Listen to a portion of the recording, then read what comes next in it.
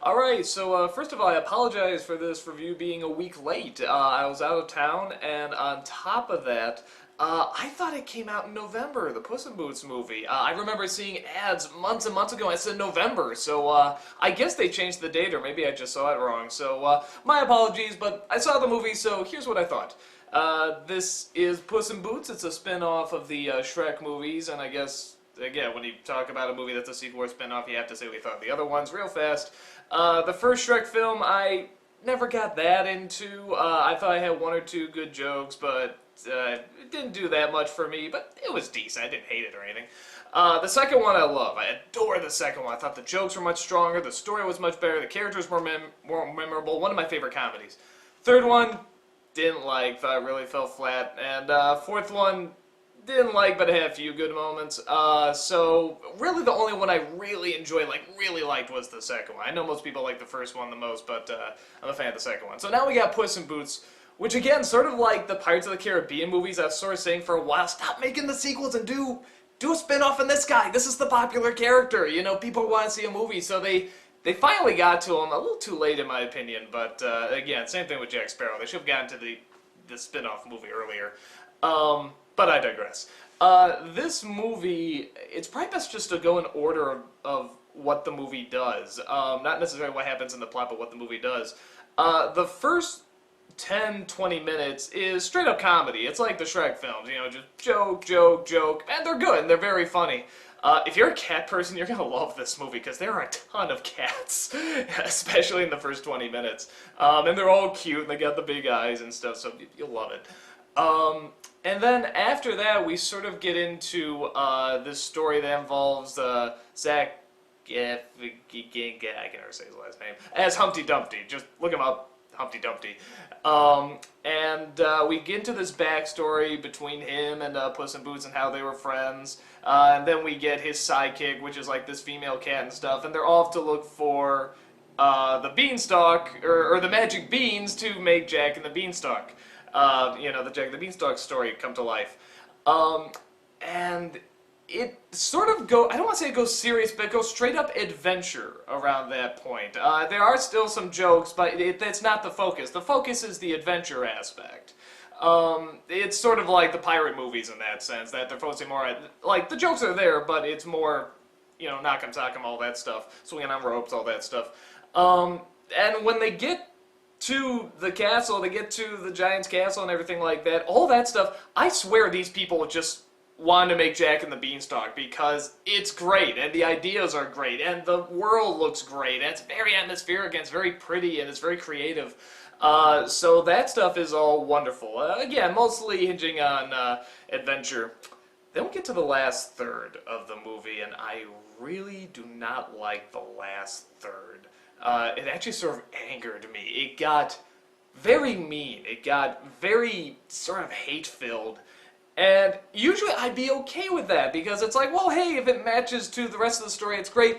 It sort of doesn't. It comes out of left field. There's a twist with one of the characters, and it's one of those things where now when you go back and you see all the things that this one character did, you realize, oh, that was false. That was a lie. That this really touching moment, that wasn't real. And for a movie like this, I think you really got into the touching moments, and I think it really angered me when you find out this twist. But then on top of that, after that twist, there's sort of another twist where the character goes back to the way that character was before, and that came out of nowhere. And everything having to do with this twist, I really didn't like. And from that point on, it gets too serious, in my opinion. I think the climax doesn't make a whole lot of sense. It's not an especially creative climax.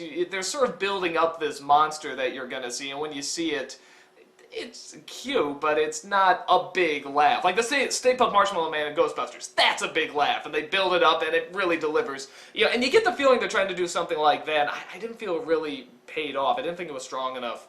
And then it sort of ends, it sort of stops, possible sequel, maybe, who knows. And yeah, that's roughly about it. So on the whole, it's hard to say whether or not, I guess I liked it, because I liked the first two-thirds. But it's one of those things where when you get to, again, when you get to the last third, it's like, oh, but that was nothing, that meant nothing, you know, you're not, it's all, you know, baloney, you know, and that's really frustrating, and I think that's going to be frustrating to a lot of people. So that's really bothersome, but I am glad I saw it, you know, they got some good, the CG is good. I did see it in 3D, and it's good 3D. They don't do too many of this, you know, but it still is enough that you're impressed by it. It is very bright, it's very colorful. There's a lot of stuff kids will enjoy. There's a lot of dancing sequences that are very creative, and like I said, there's a lot of, you know, the actual Beanstalk world is very, very creative and very nice to look at. I would like to have seen a giant. They said, they get in there, it's like, oh boy, we better watch out for the giant, and it's like, no, didn't you read the story? He's dead, dude. I'm like, well, that's no fun. Think about what you could have done with the giant. That would have been so much fun.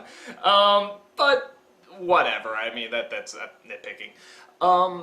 So, on the whole, I guess I enjoyed it. If you like Puss in Boots, if you like the Shrek movies, you'll probably like it. If you're looking for a straight-up comedy, you're not going to get that much. Like I said, the first 20 minutes you'll get some, and then just bits and pieces here and there. But it's mostly an adventure film. That's very important to keep in mind. So, yeah, I'm trying to think if there's anything else. It's hard to say whether or not you like it, depending on if you like the Shrek movies and stuff. If you like Puss in Boots, if you go, oh, every time you see him, you're gonna love this fine, you know, and you're gonna feel sorry for him when the bad stuff happens. You get to see him as a kitten, so of course, you know, everyone's gonna go, oh, all that stuff. If you're looking for a really, really good comedy, just fantastic writing, probably won't get too much of it here. If you're looking for a good adventure film, it's decent. So, yeah, take that for what it's worth. I guess I'm glad I saw it. Like I said, I really didn't care for the last third. It sort of pissed me off. But the rest of it is a good movie, and it's fun, and it's got, you know, a lot of the clever in-jokes with the happily ever after world and stuff like that, and the way they build up. They make these fairy tales sound so serious. You know, have you heard of the magic beans? Do not joke about magic beans! I search all my life for magic beans. I mean, they do a lot of that in the first 20 minutes, so I guess it's okay. It's decent in my opinion. I'm glad I saw it, and hopefully you can sort of get from this review whether or not you'd enjoy it too. If you're really looking for just the laughs or just the adventure, or you don't mind if there's a twist in there that might change the way you look at everything else. So yeah, there you go. Go check it out or don't check it out, and I shall talk to you later.